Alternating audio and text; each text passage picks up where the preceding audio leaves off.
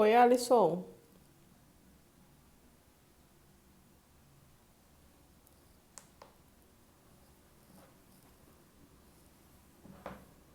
Você tá me ouvindo?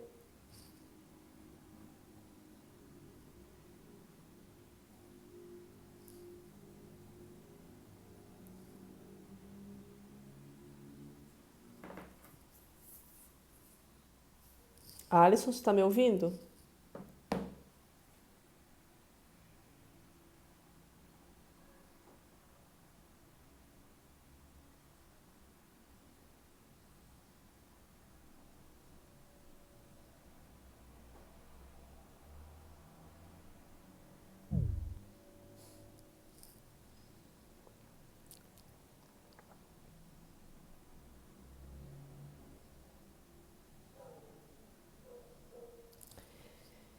Então, pessoal, já que hoje, né, estou sozinha aqui na live, eu vou fazer uma fala bem rápida, né, só para apresentar alguns temas principais desse texto, só para deixar gravado, tá? Para depois vocês poderem assistir, tá bom? Mas eu não vou me alongar demais. É, e depois vocês dêem uma olhadinha, né, na gravação e também leiam o texto, por favor. Então, para a aula de hoje, eu tinha pedido que vocês lessem um capítulo, né, de um livro, desse livro aqui, História das Mulheres, do Renascimento à Idade Moderna, né? A gente já trabalhou com outros capítulos desse livro. É um livro que aborda, né, vários temas, né, da história das mulheres na modernidade, né, esse capítulo, esse volume em especial, porque essa coleção é composta por 5 volumes, né? Cada um dá conta de um determinado período da história, né? O volume um do contexto da antiguidade, o volume 2 do contexto medieval, esse volume 3 que é o contexto moderno, daí tem o século XIX, um que é só voltado para o século XIX, e depois um outro que é voltado para o século XX. Nesse aqui a gente já trabalhou com alguns capítulos, né? Mas hoje eu pedi que vocês lessem o capítulo da Conversação à Criação, que foi escrito pela Claude Dulong. E esse livro aqui ele é bem eclético, né? Eu trabalhei muito com ele na época da minha graduação, do meu mestrado também. E é um livro, assim, claro, ele é mais voltado, né, claro, para o contexto europeu, em especial para a França, né? A maior parte dos estudiosos aqui são especialistas em cultura francesa, em literatura, em história francesa mesmo, né? Mas eles buscam dar um panorama geral, pelo menos, da Europa. E o século XIX e XX acho que também já aborda bastante a história da América. Então tem capítulos aqui que abordam a questão da educação das mulheres na modernidade, né? Então eles sempre procuram dar um panorama bem amplo, né, de vários séculos da modernidade, na maior parte dos capítulos. Então tem um que aborda a questão da educação das mulheres, tem um que aborda, que eu gosto muito desse capítulo, o discurso da medicina e da ciência, né, de como é que a mulher vai sendo representada nesses discursos que vão se constituindo como uma base, como uma uma fonte de autoridade, né, ao longo da modernidade, né, então aí também ao longo de vários séculos, mas especialmente já no XVIII. E um capítulo que é um dos meus favoritos, né, um capítulo que eu sempre trabalhei muito nas minhas pesquisas, que é o capítulo que fala sobre a representação das mulheres nos discursos iluministas, né, esse é um capítulo muito bacana também para quem, né, gosta dessa temática. E esse que eu separei para hoje, né, tem somente alguns capítulos, mas esse que eu separei para hoje também é um capítulo que aborda, assim, né, uma boa parte dele é o contexto do iluminismo, mas também que aborda outros contextos da modernidade.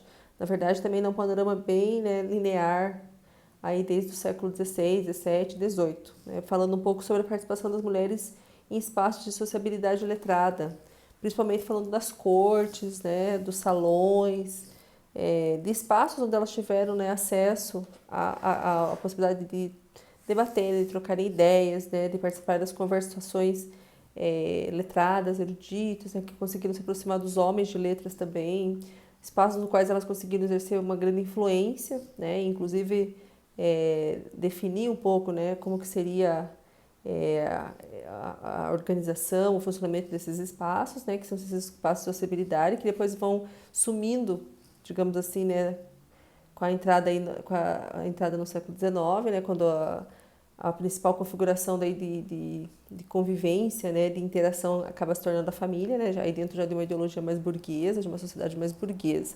Mas aqui, né, ao longo da modernidade, tanto nos espaços de sociedade aristocrática, né, de cultura aristocrática, quanto nos espaços que vão se constituir como espaços de sociabilidade intermediária, ainda que estão, né, começando a se tornar um pouco mais privados, mas que ainda são públicos, que são esses espaços, né, que são os salões, principalmente, né, que um tema que ela aborda bastante nesse texto. Então, esses espaços, ela vai, né, discutindo sobre esses espaços ao longo do texto, né, esses espaços de acessibilidade, em particular os salões. Não sei se está me ouvindo, Alisson, eu vou fazer uma fala rápida a respeito desse texto, né, porque eu não tenho, agora você entrou, mas né, só estamos nós de qualquer forma aqui na live, só para ficar gravada realmente, né, uma abordagem a respeito desse texto, mas não vou fazer uma fala muito demorada, tá? Vou falar bem rapidamente, só para ficar realmente gravado. Então, eu optei por trabalhar com esse texto, né, com vocês, porque eu queria, né, me aprofundar um pouco mais nessa discussão a respeito desses espaços de acessibilidade. E nesse texto, né, em especial, a autora discute o quanto que eles foram importantes, né, para a aproximação das mulheres dos espaços de cultura letrada. O quanto que esses espaços de acessibilidade, né, os salões em especial, se constituíram como uma brecha, né, para que as mulheres conseguissem se educar, para que elas tivessem acesso, né, aos debates iluministas, inclusive, as ideias das luzes, e o quanto que também esses espaços contribuíram para que elas conseguissem, inclusive, publicar obras. Por isso que o título do capítulo é da conversação à criação, né? Então, como que espaços onde vigorava principalmente essa questão da conversação, das interações, né? Das conversações francas, inclusive, que é uma expressão, né, que está utilizada na época, ou seja, né, espaços mistos, como eu já tinha comentado em aulas anteriores, onde homens e mulheres acabavam se convivendo, né, conjuntamente, diferente de outros espaços da sociedade patriarcal, né, onde as atividades dos homens e mulheres aconteciam geralmente de forma muito separada. Em outros âmbitos, tudo acontecia de forma bastante separada, né, inclusive no próprio casamento, que era uma instituição dentro da cultura aristocrática bastante fria, né, bastante distante, e que não vigorava essa questão da amizade, do amor, né? Pelo menos dentro dos ideais. Né? Claro que nas práticas as coisas também podiam se diversificar bastante. Então, os salões se tornaram um espaço onde as mulheres e os homens conseguiram se aproximar, quebrar hierarquias de gênero, né? E padrões de gênero, né? De relações e de espaços, de comportamentos de gênero. E daí ela fala um pouco da história dos salões. Eu até falei com vocês já na outra aula, né? Também um pouquinho dessa história. Porque a origem dos salões, né, é ainda, se a gente for pensar, o próprio contexto medieval, né? Então, quando a gente ainda tem ali as cortes medievais, aquela questão, né, do amor cortês que vigorava nessas cortes, né, com essa idealização dessa grande dama, né, de como é que essas mulheres eram veneradas, né, dentro dessa ideia de amor cortês. Mas pelo menos na idealização, né? Porque na prática essas cortes medievais são bastante rudes, né? Bastante grosseiras, digamos assim. Não tem ainda ideais de civilidade, de comportamento, como vão se desenvolver depois nos círculos mais modernos. Mas a origem dessas cortes está aí. E depois na modernidade, né? A gente vê um pouco a origem desses salões nas cortes renascentistas, das grandes damas, né? Já tem essa ideia da grande dama que acaba centrando ali, né? Grupos de pessoas, mas ainda está muito, ali não é uma relação ainda muito igualitária, né? Uma relação ainda onde a grande dama tem muito essa ideia de que a grande dama é alguém que é meio intocável, né? Bem nesse contexto renascentista, quando acaba talvez, né, se misturando um pouco esse ideal do amor cortês com esse ideal neoplatônico, né? Esse ideal de amor muito idealizado. Então, essas grandes damas ainda estão muito acima das pessoas, dos homens, inclusive, que frequentam que frequentam, né, essas cortes renascentistas. Mas já tem ali, né? Já é misto, já começa a frequentar homens e mulheres. E depois a gente sabe, vocês viram, né, em outras aulas, a gente tem a emergência aí dessa corte ligada à monarquia, né? Principalmente a sociedade de corte na França. Daí sim uma corte, né, de larga escala, muito ritualizada, né, muito marcada pela questão da etiqueta, mas que, né, começa também a desenvolver um determinado tipo de comportamento, né, desde essas cortes renascentistas, passando pela sociedade de corte, essas cortes, né, monárquicas, um determinado tipo de comportamento mais ritualizado, mais controlado, mais refinado. E os salões, né, gente, eles acabam se constituindo, né, como, digamos assim, um produto dessas cortes, mas ao mesmo tempo uma alternativa a essas cortes, né? Porque os salões acabam se constituindo como espaços onde vai se constituindo devagarinho uma sociabilidade um pouco mais menos ritualizada, né? Menos marcada, mais igualitária, menos hierarquizada, porque na sociedade de corte tudo era muito hierarquizado. E os salões vão se constituir então como espaços alternativos, então de aristocratas, né, que cansados dessa vida na corte, essa corte, né, tão ritualizada, tão hierarquizada, vão abrindo suas casas para receber pessoas também, né? Então são as mulheres, né, principalmente mulheres da aristocracia, que vão abrir suas casas ainda lá no século XVII, né, seus palácios, suas casas, para receber pessoas e vão então, né, em paralelo à corte monárquica, né, do Luís XIV na França, vão constituindo esses outros espaços de acessibilidade como uma alternativa. E esses espaços vão ganhando cada vez mais, né? Se ampliando cada vez mais do século XVII para o século XVIII, daí também quando as classes médias, principalmente a alta burguesia, né, começa também a adentrar nesse movimento, né, de abrir as suas casas. E esses espaços vão se constituindo como espaços mesmo de cultura letrada. E essas mulheres são as grandes maestras, né, desses espaços, essas salonières, que são mulheres que controlam, né, os gestos, controlam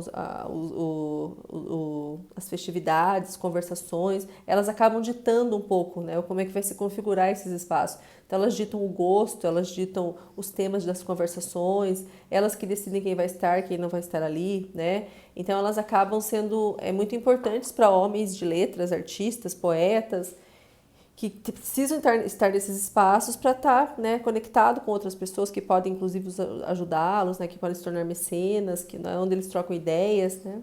E uma coisa importante sempre de se frisar ao falar de salões é que os salões são um dos principais espaços, né, principalmente no século XVIII, onde vai se desenvolver todo esse debate crítico, filosófico, né, ligado às luzes, ligado a essa valorização da racionalidade, da ação humana, porque dentro das universidades, né, das instituições de ensino formal, os debates, né, estão muito presos ainda às tradições, à autoridade religiosa, ainda escolástica, né? Então, os salões, os cafés, as tabernas, os clubes, né, acabam se constituindo como espaços bem importantes para troca de ideias, né? Mas os salões daí são os únicos desses espaços que eu citei, né? Porque as tabernas, os clubes, os cafés são majoritariamente masculinos, né? Interditados às mulheres. E os salões, né? As mulheres são as grandes protagonistas desses espaços, né? Então, as principais características, então, que ele é misto, né? Porque ele tem essa mistura de homens e mulheres, porque vocês vão falar, mas não tem outros espaços que homens e mulheres também estão juntos? Sim.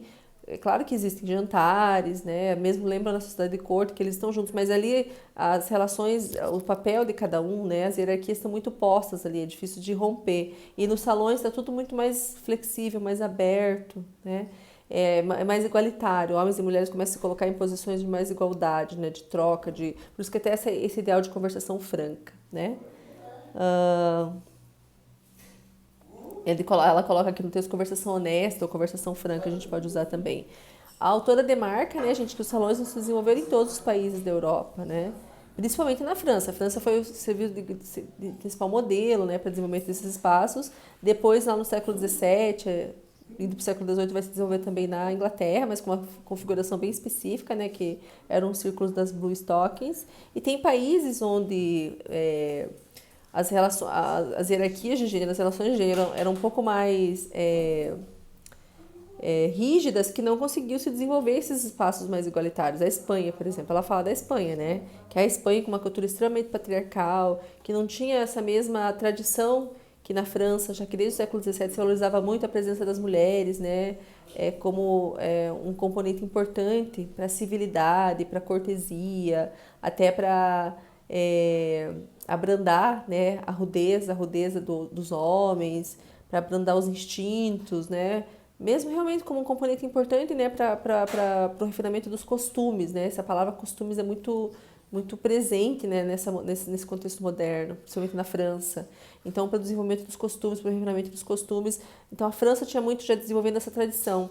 Isso já desde o século XVII, né, quando a gente estudou aquela batalha entre antigos e modernos, que a gente viu ali, né, o quanto que eles levavam em conta o gosto das mulheres, o quanto que o que era considerado mais moderno, né, inclusive na questão do gênero literário, do tipo de escrita, de linguagem, era ligado já às mulheres, né? Então, o quanto que se valorizava a opinião das mulheres, o quanto que elas acabaram, principalmente na cultura francesa moderna, do século XVII e do século XVIII, vinculadas ao ideal de cortesia, de civilidade, de controle, de refinamento do comportamento, né?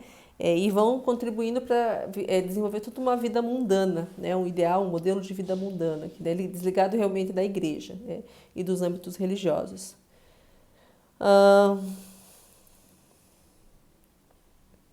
Como ela coloca aqui, né? Portanto, muitas pessoas, né, do século XVII, do século XVIII, né, então, parece, portanto, às pessoas sensatas que as mulheres são necessárias à vida da sociedade, porque eles dão um certo tom.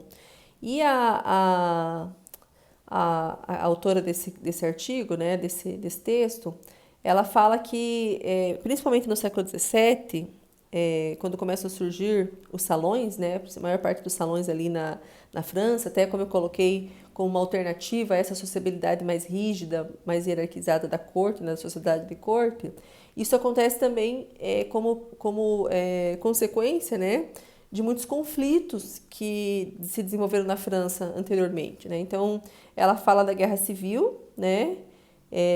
Que são ali as guerras, né, religiosas, né, que se desenvolveram, né, ali no século XVII, e o quanto que essas guerras, né, ela fala que de 35 anos de guerra civil, depois teve também aquele conflito da Fronda, né, quando Luís XIV ainda era jovem, era pequeno, ele não podia assumir o trono, e teve conflitos também por conta de quem queria assumir o poder, né, nessa França do século XVII.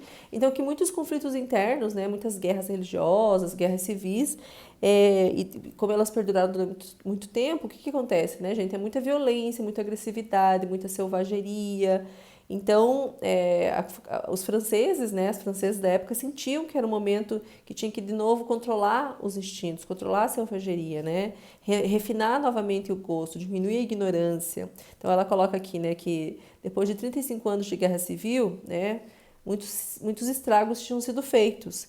Então, que o instinto triunfava, a moral estava em perda, a ignorância espalhava-se tragicamente, né?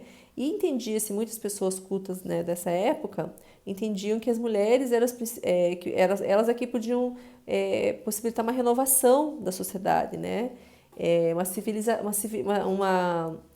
Um controle, né, dos instintos, dos comportamentos, da grosseria, e essa questão realmente do refinamento. E os salões acabam se constituindo como espaços importantes nesse processo, né?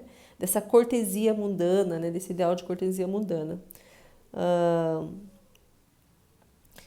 Então, entendia-se, né, que pelo fato principalmente os homens estarem convivendo daí com as mulheres de forma bastante próxima, eles tinham que dominar os instintos, aprender a dominar os instintos, moderar sua expressão, né, adequar sua linguagem. Então, é um pouco esse processo, né, de pressão realmente sobre esses homens em relação aos seus comportamentos.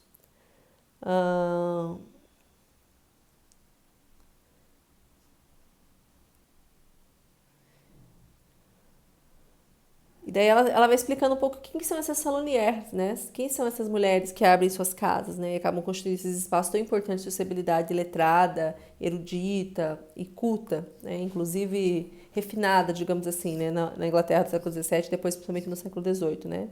São mulheres que têm parisienses, principalmente, né? Principalmente mulheres de Paris, e que tinham, sim, algumas habilidades que permitiam que elas fossem capazes de orientar os costumes, as maneiras, o gosto, e ousar dizer aos homens, né, que não havia civilização digna desse nome, que não não colocasse as mulheres em primeiro lugar, né? Então eram principalmente mulheres parisienses, né, das classes abastadas, obviamente, favorecidas pelo seu nascimento, pela fortuna, né? Então eram das classes abastadas. Muitas vezes mulheres cujos maridos, né, eram particularmente liberais, né, ou desligados, digamos assim, né, da vida delas, né, não ficavam, não as oprimiam, né, em demasia. Então, maridos liberais ou maridos ausentes, né, ou que tinham morrido, então eram mulheres viúvas ou solteironas, né? E que tinham alguma educação, né? Um mínimo de cultura, né? Muitas vezes que tinham conseguido essa educação não pelos meios formais, porque realmente, né, as universidades e mesmo as escolas, né, de nível secundário estavam interditadas às mulheres, mas muitas delas conseguiram se educar, né, às vezes, como ela coloca, acho muito interessante a forma que ela coloca aqui, é, que elas tiveram que encontrar brechas, né, caminhos, usar sua astúcia para conseguirem se instruir, né? Então, muitas delas, às vezes, né, escutavam nos cantos das salas as lições que eram dadas aos seus irmãos pelos preceptores, né? Muitas delas se aproveitaram de bibliotecas que a família possuía para conseguir se educar. É, Principalmente as mulheres que eram de famílias protestantes tiveram bastante sorte, primeiro porque os protestantes sempre valorizaram muito a educação, né? E também porque era muito comum, né, que nas famílias protestantes tivessem pais, homens da igreja, que tinham uma educação mais esmerada, que conheciam as línguas antigas, que tinham boas bibliotecas, né? Isso acabou contribuindo para que muitas mulheres protestantes também tivessem acesso à educação, né? Então, é, então são mulheres que foram conseguindo se educar dessa maneira. Eu achei interessante quando ela fala do exemplo, deixa eu ver se eu anotei aqui, da, da própria governanta do Luís XIV, né, que era uma mulher educada, que foi o caso dela, né? Ela aprendeu latim, mas como que ela aprendeu, né? Aprendeu realmente escutando as lições que eram dadas aos irmãos mais velhos, né? E depois ela começou a estudar porque tinha acesso a uma boa biblioteca. Então ela aprendeu latim dessa maneira. Então a gente vai entendendo um pouquinho como é que algumas mulheres conseguiram acesso à cultura erudita, à cultura letrada nessa época, apesar de que elas não tinham acesso formal, né?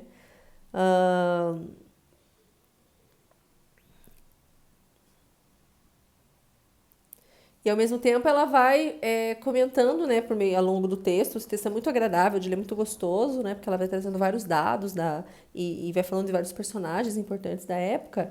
Então ela vai falando como é que a própria cultura material vai mudando também, né? Então como é que vai se constituindo alguns espaços, e é muito pela ação dessas mulheres, pelo protagonismo dessas mulheres, onde é possível ter mais intimidade, espaço para conversações, né? Então ela fala, por exemplo, da alcova, né? Ela fala que a alcova, deixa eu lembrar aqui, vou explicar para vocês. Que é onde que em volta da cama, onde fica um cortinado, né? Então cria um espaço de intimidade ali em volta da cama. Se eu não me engano, é isso. E ela vai falando. Nossa, agora começaram a mandar um monte de mensagem no WhatsApp e fica aparecendo toda hora aqui.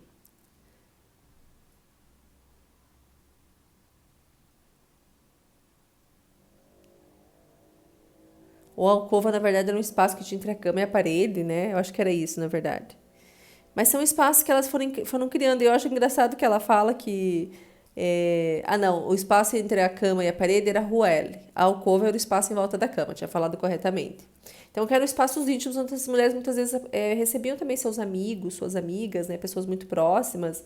E eu acho interessante que ela fala que muitas das mulheres que foram inventando esses espaços, né? Que depois vão se tornando comuns na cultura, né, francesa, na arquitetura francesa, no design francês, são mulheres que tinham alguns problemas de saúde, que não podiam, né, tinham que estar em espaços mais quentes da casa, e daí esses problemas de saúde fizeram com que também elas inventassem esses espaços mais íntimos, né, mais confortáveis, digamos assim, né. E, e ela vai também explicando, né, gente, que esse espaço ele tem um duplo papel pedagógico, porque ao mesmo tempo que ele serve, né, como uma alternativa, né, para as mulheres se educarem, porque elas estão próximas aos homens de letras, aos poetas, aos eruditos, né, que é, acabam se tornando, como ela coloca aqui, né, que acabam servindo de preceptores benévolos às damas, né, fazem na casa delas leituras de obras novas, fornecem temas para conversação,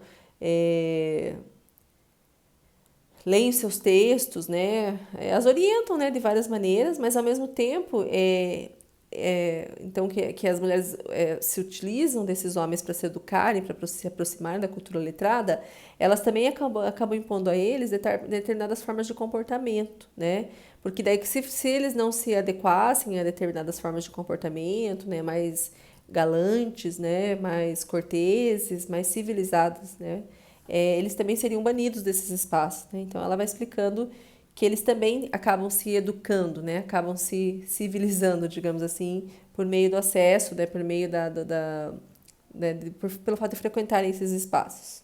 Então, como ela coloca, mas eles não poliam somente as suas maneiras, né, os seus comportamentos, mas também as suas produções, iam reformando o seu estilo, sua maneira de pensar. Então, aqui é muito interessante perceber também a influência das mulheres sobre a produção escrita, né, as ideias, as reflexões desses homens. E daí é bem importante aquela discussão que a gente fez anteriormente, que ela se aprofunda várias vezes nessa discussão. A Claude Long ela é uma pesquisadora, né, especialista no século XVII francês, né, por isso que ela se aprofunda muitas vezes, principalmente nesse século. E é bem importante a gente relembrar um pouco daquela discussão que fizemos, né, algumas semanas atrás, sobre aquela querela entre antigos e modernos, né? Porque é ali que está acontecendo todo esse embate, né, entre o gosto e os valores, né, que as mulheres acabavam trazendo e daí, né, que eram considerados modernos e o gosto, né, os valores, as formas literárias, né, o estilo que os homens que defendiam lá o ponto de vista dos antigos queriam manter. Então aqui desde o século XVII, né, até se vê muito a presença das mulheres. E como no século XVII está começando, né, a se deixar um pouco o latim de lado, né, alguns autores, né, por exemplo, o próprio Descartes, por exemplo, né, quando escreve aquela obra, né, sobre a questão do método, se não me engano agora, que ele defende, né, a questão da importância da razão, né, no pensamento, na produção do conhecimento. E o Descartes já escreve em língua vernácula, né? Ele já escreve em francês. Então, de repente, aquele saber mais erudito, clássico, das línguas clássicas, do latim, ele começa a ser, né, não ser tão valorizado, pelo menos pelos modernos, e começa a valorizar essas línguas vernáculas, o francês. E daí as mulheres acabam tendo um papel muito importante, né? Porque elas têm muito mais familiaridade, né, com essa língua. Não que elas sejam, né, linguistas e eruditas em relação à língua, mas elas têm muito mais familiaridade, elas escrevem já nessa língua, porque elas não tinham muitas vezes acesso a essas línguas clássicas, né? Então elas têm esse contato mais próximo com a língua e elas começam a escrever obras também, né, em língua francesa, começam a mudar um pouco os vocabulários. Aqui ela até fala, né, de algumas mulheres do século XVII, essas que participaram dessa querela entre antigos e modernos, inclusive, que vão mudando o vocabulário, vão refinando mais o vocabulário, vão tirando palavras grosseiras, né, ligadas a determinadas funções corporais, né. Então elas vão tirando essas palavras, né, que é defecar, né, ligadas às questões fisiológicas, por exemplo, né. Então elas vão tirando, elas vão refinando a língua e vão assim, né, paulatinamente acabam impondo esse tipo de linguagem também. Então é bem interessante perceber essa influência delas em relação à literatura francesa. Como é que a literatura francesa vai se feminizando até certo ponto, né? Tanto a literatura escrita por homens quanto pelas mulheres. E esse feminilizando ou feminizando também é uma forma dessa literatura ir se modernizando, se adequando a esses valores mais contemporâneos da época, né? Não mais aquela autoridade dos antigos, o latim, mas as línguas vernáculas, uma linguagem mais acessível à maior parte das pessoas, menos erudita, né? O próprio gênero do romance, que acaba se constituindo como um gênero, né, muito mais acessível também à maior parte das pessoas, que fala sobre questões do cotidiano, fala de questões mais consideradas pelos grandes eruditos, né, os antigos, como questões vulgares, por exemplo. E isso tem muita influência das mulheres, né? Então é muito bacana perceber aqui como ele vai falando que elas vão refinando o estilo, né? Vão mudando a sintaxe da linguagem, os homens acabam sendo muito influenciados, né? E como elas dominam esses salões, né, eles têm que se adequar, né? Como ela própria coloca. Não é só adequar os costumes, mas também adequar o estilo, a linguagem, a escrita, o gênero. É muito interessante perceber essas tensões, esses jogos de poder que tem uma base no gênero, né, nesse contexto. Eu acho muito interessante na página 482, né? Essa é uma questão que eu também já discuti nas minhas pesquisas, né? Claro que em outros contextos, com outras mulheres, mas a lógica ali é a mesma, né? que para as mulheres, né, que eram excluídas, então quer dizer, muitas vezes para as mulheres, o fato delas estarem excluídas de certos espaços de saber e de poder, principalmente mais formais, mais eruditos, acaba se constituindo, claro, né, principalmente se constituindo como uma desvantagem, mas muitas vezes a desvantagem, gente, ela pode se tornar uma vantagem. Isso aconteceu também no século XVIII, que é o século que eu estudo com as minhas escritoras, né? O quanto que o fato delas não estarem tão influenciadas, né? Tão já, digamos assim, né, engessadas a determinados estilos de escrita, mais formais, mais eruditos, mais acadêmicos, né? Porque elas não frequentavam as universidades, né? Não tinham acesso realmente, né, a uma educação formal, ao mesmo tempo possibilitava que elas tivessem maior abertura, que elas tivessem para transgredir gêneros, né? Tinham uma maior abertura para serem mais criativas. Então, é bem interessante pensar que, às vezes, uma desvantagem de gênero pode se tornar uma vantagem. Isso acontece também aqui no século XVII, como a autora aponta, né? Ela fala que a pouca sorte das mulheres, assim, a pouca sorte das mulheres, né, que eram excluídas do ensino do latim, tornava-se ironia da história uma oportunidade, nesse período em que a língua vulgar, isto é, o idioma nacional, conquistava os seus títulos de nobreza, em que Descartes escrevia em francês, o seu discurso do método, né, que era a obra que eu estava tentando lembrar. De forma que se dizia até as mulheres, né, o pudessem compreender. Então, de repente, elas vão de tal gosto, né, porque o gosto está muito mais próximo da realidade delas, do que elas liam, da forma que elas falavam, né? Então, bem interessante perceber essa questão. Toda essa discussão, gente, que é realizada em relação ao século XVII, né, sobre essas mulheres eruditas, né, que vão de tal gosto, ela vai ser, a gente vai encontrar essas mulheres, né, nas obras do Molière, que é ele escreve poesia, escreve peças de teatro, né? Ele é agora esqueci a palavra, não é dramaturgo? Esqueci agora qual que é o ofício, mas ele escrevia, né, peças de teatro, e ele escreveu uma peça de teatro que é famosa até hoje na França, que é As Preciosas Ridículas, onde ele ridiculariza essas mulheres, né?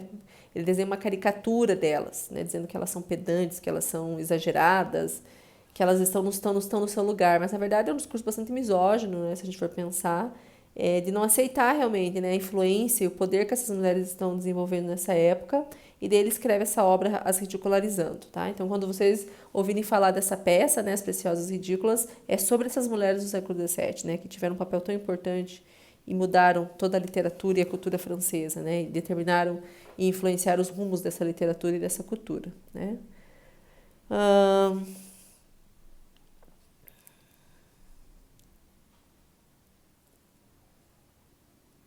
Daí ela discute um pouquinho também, né, sobre que daí muitas dessas mulheres, né, por participar desses debates, desses círculos letrados, de terem proximidade com esses homens as ajudarem informalmente, lerem seus escritos, delas debaterem temas, né, e que elas acabaram se encorajando a publicar também muitas vezes seus escritos, né? Às vezes, né, no século XVII, século XVI, algo muito mais limitado, né, dentro de públicos mais limitados, porque era o comum da época, textos que eram lidos dentro da corte, que eram lidos entre círculos de amigos, círculos, né, de pessoas próximas, às vezes, né, publicados como folhetins. E depois, no século XVIII, também já começando a publicar obras, né, que daí a gente já tem a emergência do mercado literário mesmo, né, então publicar obras em uma escala maior, que vão circular entre grupos muito mais amplos de pessoas, de outras classes sociais também. E daí sempre, né, ela vai discutindo aqui o quanto que essa atividade de publicar, né, ela muitas vezes, na maior parte, na verdade, desses séculos, se constituiu como uma atividade que não era bem vista, né, quando era praticada pelas mulheres, né? Então, quanto que o fato de publicar obras, principalmente daí quando as obras começam a se tornar algo relacionado ao mercado literário, nessa questão, principalmente, né, a gente pensa o preconceito dos aristocratas em relação aos burgueses, essa coisa de ter que trabalhar, ganhar dinheiro, né, já era mal visto. Então, ainda mais se fosse uma mulher, né? Então, essa coisa do mercado literário de escrever uma obra, vender a sua obra, né, era uma coisa que demorou para ser aceita, mesmo entre os homens de letras, né? O Voltaire mesmo tem não lembro se é numa carta ou num texto dele, que ele escreve a respeito disso, né? Falando que é uma coisa muito desagradável ter que vender sua obra, né? para alguém, né, que ela se torna um produto. E porque eles são acostumados com o esquema do mecenato, né, que era, né, que alguém os favorecesse, publicasse suas obras, porque os admirava, né? Tem uma outra lógica que não é tanto essa a lógica do mercado. E daí, no século XVIII, com a emergência do mercado literário, né, se tornar escritor se torna um ofício, realmente, uma escritora, uma profissão. Então, né, mas de qualquer forma, em todos esses contextos, nunca era muito bem visto que uma mulher publicasse, né, principalmente para ganhar dinheiro, para sobreviver. Então, era muito comum o uso de pseudônimos, né, elas, muitas vezes, no século XIX ainda mais, porque no século XIX vai se acirrando mais essa divisão entre público e privado, né? Então, os homens estão no público, os homens ligados às atividades, né, que são públicas, que são políticas, que são, né, ligadas ao trabalho, e as mulheres sempre mais vinculadas ali ao privado, ao cuidado da casa, das crianças, né, aos papéis de esposa e mãe, né? Então, quanto mais vai se acentuando essa divisão, mais difícil vai ficando para as mulheres exercerem ofícios, né? Principalmente para as mulheres de classe média, classes abastadas, não as mulheres pobres, né? Mas essas mulheres dessas classes intermediárias, das classes abastadas, cada vez mais difícil exercer alguma atividade realmente fora do espaço privado, né? Não que não exercessem muitas vezes, mas sempre daí, né, sob sendo alvos de bastante preconceito, né, de bastante exclusão social. Então, por isso o uso de pseudônimos, por isso as publicações anônimas, né? É, e muitas vezes as mulheres, e daí sempre também, né, elas se mantendo muito dentro de gêneros, né, de escrita, de publicação, que eram convencionados mais como mais femininos. Então, a escrita de romances, de tratados de educação feminina, de livros religiosos também, né? A escrita religiosa também sempre foi muito comum para as mulheres, porque, né, se entendia que elas eram muito mais piedosas que os homens. Então, alguns gêneros que não colocavam tanto em xeque, né, essa questão da feminilidade, o ideal da feminilidade vigente, era mais aceitável.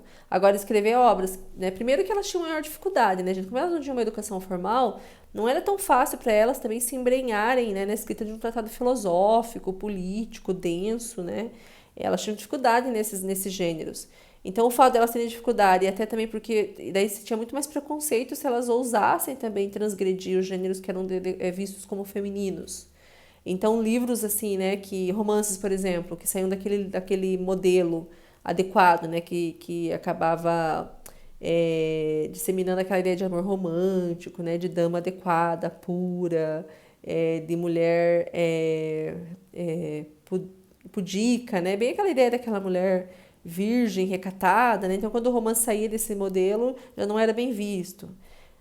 Quando uma escritora tratava, né, de um tema que também não era visto como muito feminino, então, vou escrever um tratado filosófico, também já não era tão bem visto, né? Então, era bem complicado.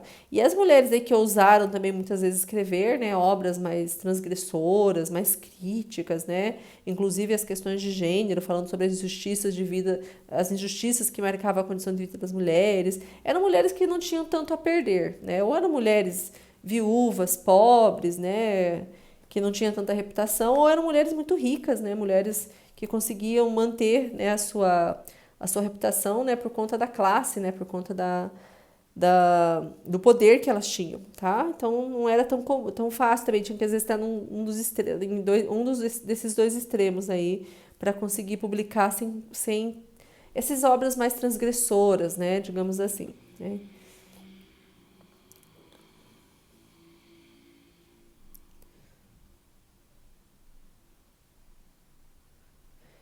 Então tem uma partinha que ela coloca aqui, né? É, como que nesses espaços, então, né, vão se tornando caixas de ressonância para os autores, para os artistas, para suas obras. As anfitriãs, elas próprias mais livres para aí manifestarem o seu espírito e os seus conhecimentos, são obrigadas a acolher uma companhia mais heterogênea, mais intelectual, para fazerem concorrência aos cafés e aos clubes. Esses novos locais de reunião e de troca de ideias, né? Daí ela vai falando de alguns iluministas, que ela está falando do século XVIII, né? Diderot reina na casa de Madame d'Epinay, que o Diderot é um dos iluministas, né? Buffon em casa de Madame Necker, enquanto Voltaire, que é outro iluminista bem famoso, é o ídolo do salão da Madame du Châtelet, que depois vai se tornar companheira, né? Amante do Voltaire. Então, esses enciclopedistas são recrutas brilhantes, mas fogosos, né? Muitas vezes acabam desenvolvendo também relações de amor com essas mulheres, né? dessa convivência mundana, nesses salões, nessas conversações francas. Tem várias imagens também no texto bem bacanas, né, que vale a pena vocês prestarem atenção, tá? Ahn,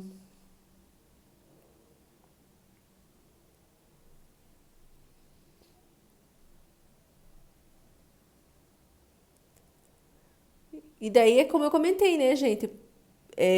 O que a Ana Paula, né, que é a autora do texto anterior que nós trabalhamos na aula passada, ela frisa bastante no artigo dela o quanto que nesses salões, então, vão se rompendo determinadas hierarquias e determinadas assimetrias, né, de gênero, de classe. Então, são espaços muito mais mistos, muito mais heterogêneos, né, onde tem o que vale, né, para que a pessoa esteja ali, né, não é tanto assim, se é de uma classe social abastada ou se é um homem.